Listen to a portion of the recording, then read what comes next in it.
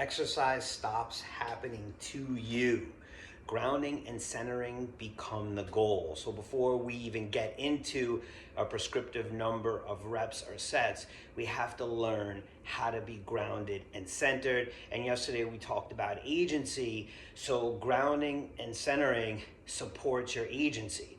So let's use two exercises to illustrate how to best be grounded and centered, and opposing muscle groups, but the same idea regarding grounding and centering. So we're going to use a tricep press down and we're going to use a bicep curl. So again, a lot of times what happens is when I see people approach this particular exercise, what they do is they grab here and there's immediate tension. So what this does, what this weight does, is it pulls them directly off their ground. So I notice this a lot too, because their hips get pulled forward and there's a tremendous amount of resistance where they don't need it.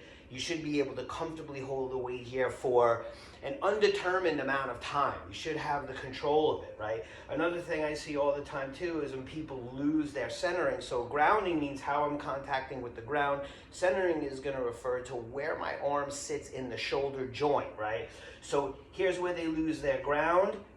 Hips get pulled forward, lose their ground, or they go from this position to this very, very weak position where there is no contraction or activation of glutes or core whatsoever.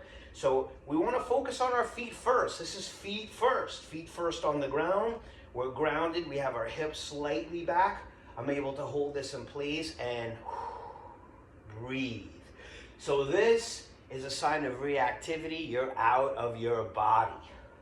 So for me, I'm going to show you how I do it. I use this kickstand approach. That's a powerful ground I have. There's a lot of weight coming forward on that foot, and I drive this down. As I come up, I'm almost thinking as if the rope is coming in toward me. That helps to center that shoulder joint. So I work, right, and I position. So there's two things. I work and I position, and then ground, right? So I keep pulling myself back to all of those things during the course of the set. So here's the second one where we're going to do a bicep curl. Excuse me. Now, same positioning with this bar. Here I am.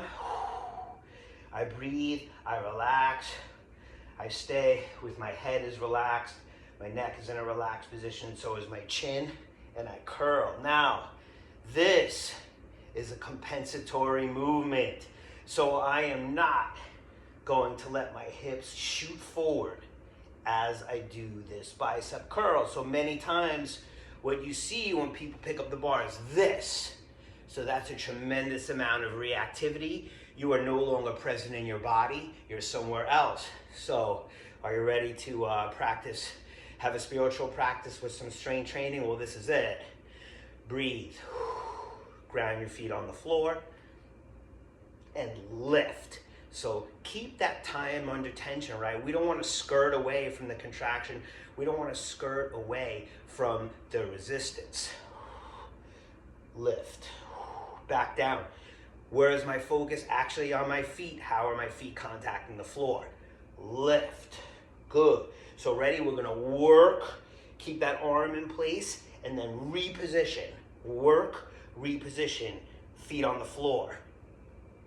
Press your feet on the floor to leverage your lift. So when you're paying attention to your whole body, you're absolutely 100% in the present moment.